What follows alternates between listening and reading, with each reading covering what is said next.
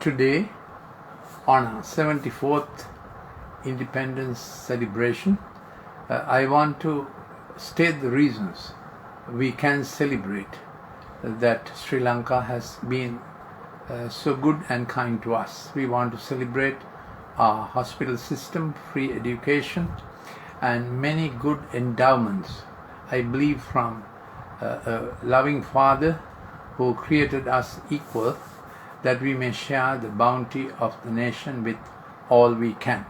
So here is a blessing that I want to pronounce and celebrate with you, what Sri Lanka has been to us, but Sri Lanka can be to our children and our children's children.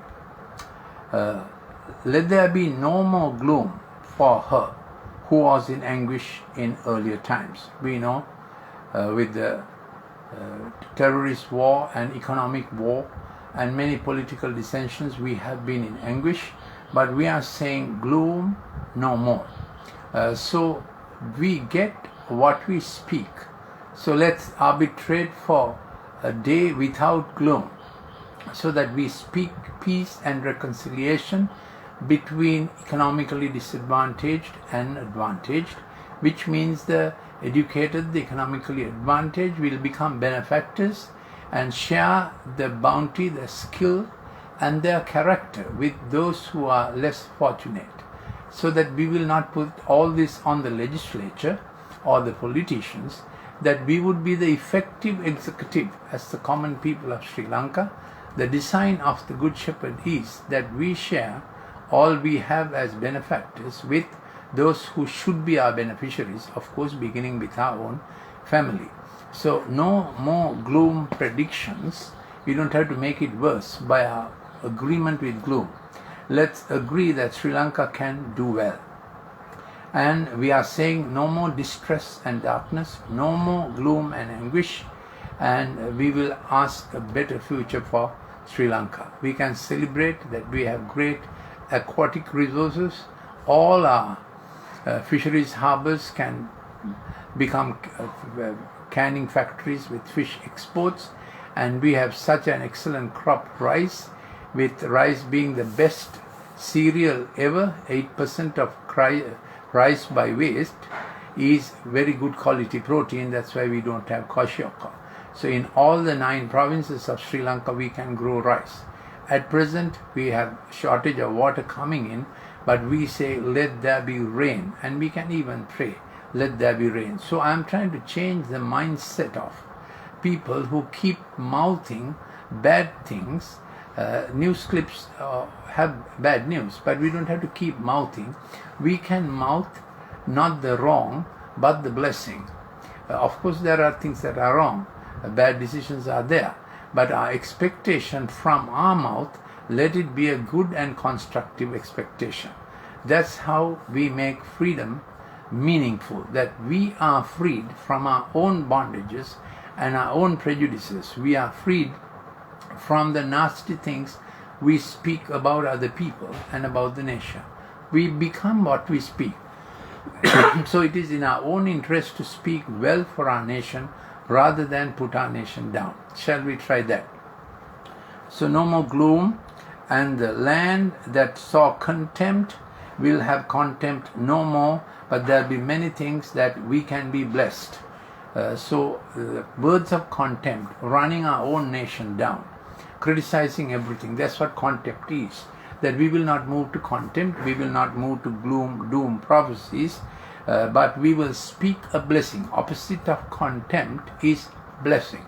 We can practice this at home between parents and children, spouse to spouse, because what we speak in the public space, we take it to the private space. We are not spared the consequences of what we speak. What we sow, we reap.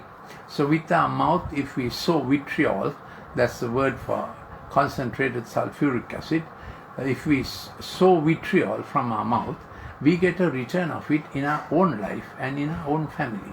So take care that we don't throw vitriol looking at news clips and so on, because today we want to celebrate Sri Lanka. And I have an excellent graphic. If you like to have it in all 3 languages, I can send it to you. I am Dr. Lalith Mendis, and my WhatsApp number is 0763134800. So let's pursue this, how we can change our thought processes about our own land. People who walk in darkness will see a great light. That is to say, when people are all the time seeing the gloom and doom, we can share the light we have in our field. So what we are expert in, as I have told you before, I was founding head of Department of Pharmacology in a state medical faculty. So we can share light and hope in the area that we are expert in. Here is the promise. The nation's darkness is the darkness we see. So let there be light in our eyes. And so with anything we see, we will see a solution, not only the problem. That's how we are to be. In medicine, we have to diagnose, we have to know the pathology. But if we stop with the pathology, diagnosis and differential diagnosis, the patient does not improve. We need to give the medicine and the treatment, yes, not only the diagnosis. So, great light, then you shall multiply the nation. So we are expecting our nation to increase its resources, increase its income. So a very good thing has happened. Japan has spoken for us, and the IMF is coming for some economic structuring instruction, because Japan has insisted on it. And the reason why Japan has been consistently kind to us is because in 1950, when Japan was after Hiroshima and Nagasaki destruction, bombing of the war, our finance minister at that time, Junius Richard Jayawardena, that's right, he became president later, he proposed that the British Commonwealth should get together and rebuild Japan. And Sri Lanka was considered the crown jewel of the British Commonwealth, obviously because our rupee was the equivalent of $1 American. Can you imagine that? Having a rupee in your hand or 50 rupees in your hand equal to $50 US. That was 1948. We were the most prosperous country in Asia. We were more prosperous than any country in South America or Africa, and we were more prosperous than many countries in Europe that had gone through the war. That's how blessed we were. But things changed. But we can always call back heritage, the good part of our heritage. So we are expecting increase. Let's speak increase, so that our children will say we will stay in the nation in which we were born, in which our parents received excellent education, and then we can say they will also stay with us to build the nation. And as you know, when children depart from a nation, parents' heart is already not in that nation. So my personal advice is, please keep your children in your nation till they get through the first graduate degree.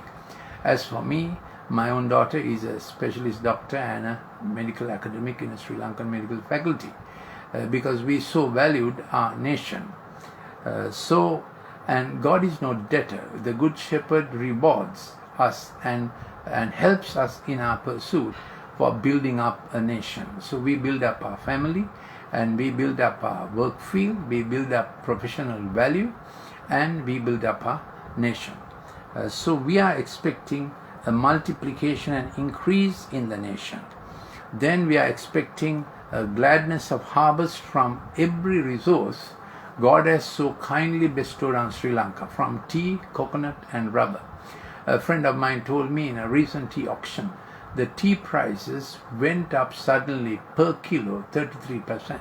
What normally goes for 660 rupees per kilo, that day got over nearly 900 per kilo. So it was a great increase. He said for his 40 years in the tea trade, he has not seen this. He said if we have 5 more tea auctions like that, our dollar problem will be solved by tea only, immediate issue. So we can hope for increased gladness of harvest, that we will have a bounty from every resource Sri Lanka has. And we are very thankful. There's an excellent program for tourism. Over 77,000 tourists have come in the first 4 weeks of this year. So I'm just speaking about the bounty possible in different areas.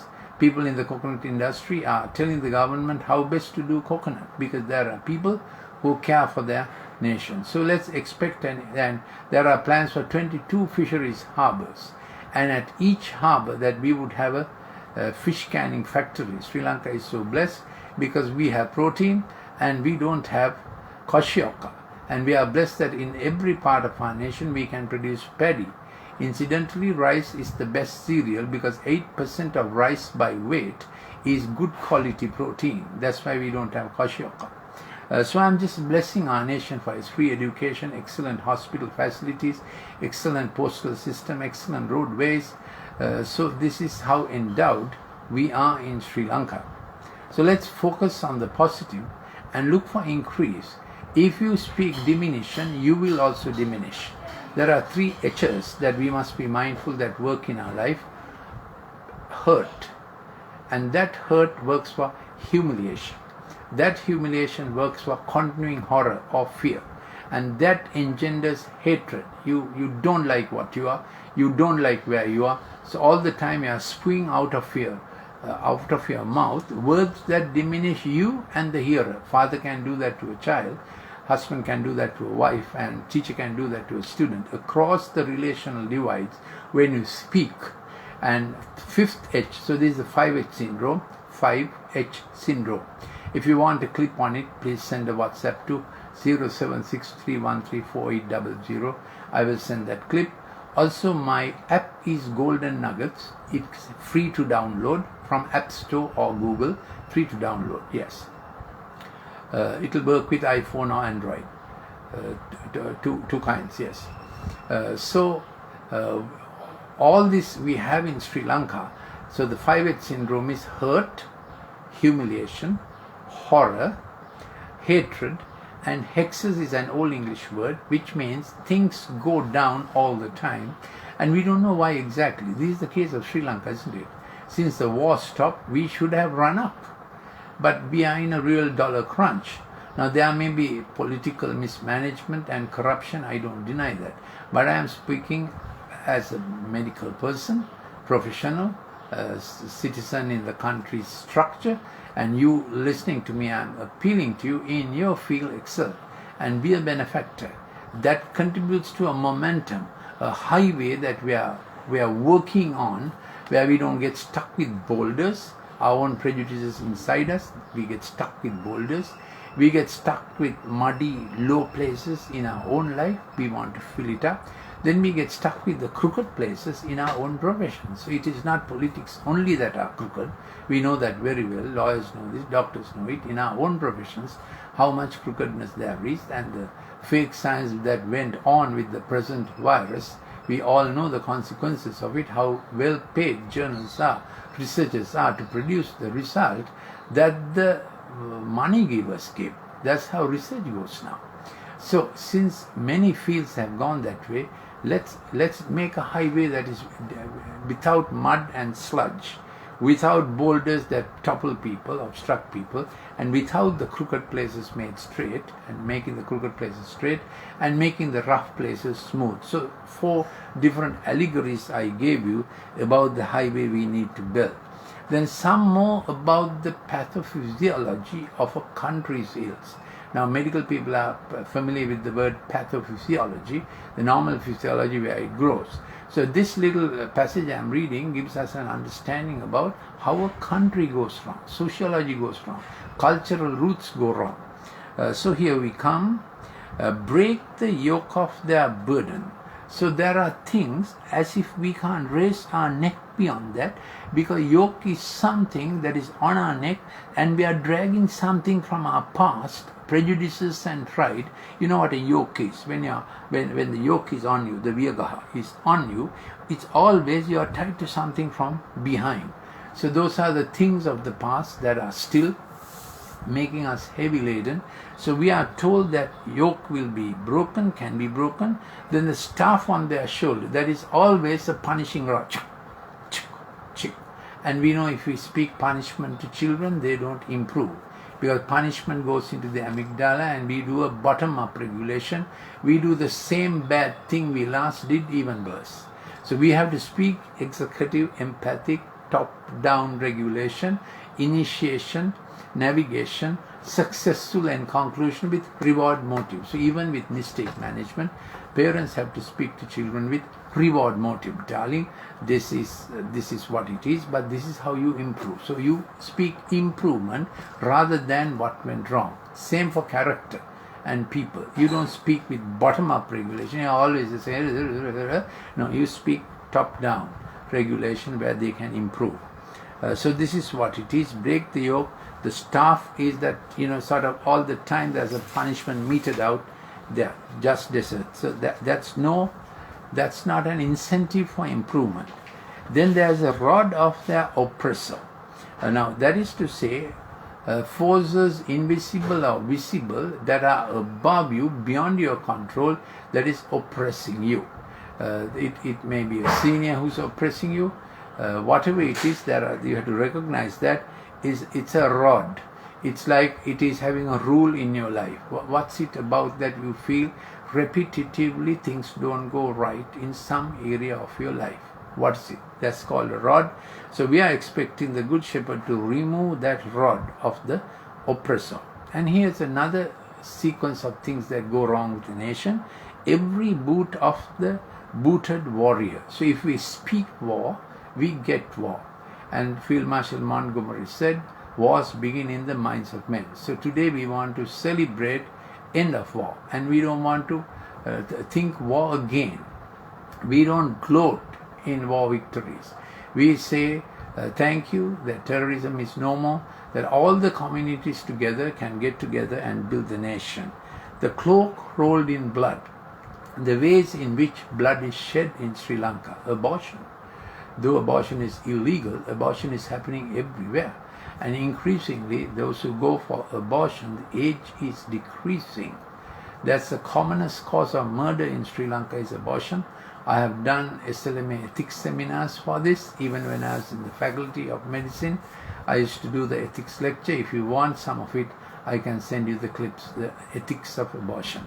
That's just one way of shedding blood. Yes. And so the ways in which the boot of blood, then the cloak rolled in blood, so all this is what we want out of our nation. Instead, we are looking for a counsel that can be applied and a turnaround, let it even be a wonder, turnaround for our nation and counsel at every level. And then may the Good Shepherd help us, and the fatherhood of a common father, that Sri Lanka will no more be orphan. People will not behave like orphans, that we will shift from servant to son. A servant always expects a wage. Servant does the minimum and wants the maximum wage. And the master wants the maximum work and minimum wage. So between master and servant, there's a big gap and there's a growl in between. It will be very unfortunate if there's such a growl between parent and child. If there's such a growl between teacher and student. And if there's such a growl between those who rule and those who are ruled. So into that we want fatherhood to come, that we will become sons of inheritance in the land. Sons of inheritance in the land. For this I suggest three things. Blessed are the needy in spirit, for they will ask and they will not act like they know all. So when you are needy, there will be people able to help, and when you are needy in one area, you will want to help others in the area you are strong in. So you are not a know-all. That is called poor in spirit, meaning opposite of that is proud in spirit. That becomes part of our character, which we don't want to be. Second quality I advocate is meekness of spirit, that is, don't throw around your weight. Don't throw around your weight. Don't use your weight like this. Use your strength like that, not like this. That is meekness. Meekness is use your strength like this. That is meekness. Third thing is an attitude of sorrow about the wrong and not an attitude of anger. So the promise is, blessed are they that mourn, for they shall be comforted. So when we mourn with someone for the thing that went wrong, comfort comes, and if it's in our area of expertise, we also offer that comfort. So these are three things I strongly recommend for us to think of on the 74th independence celebration, to have in our life, to help in our nation. Thank you for listening.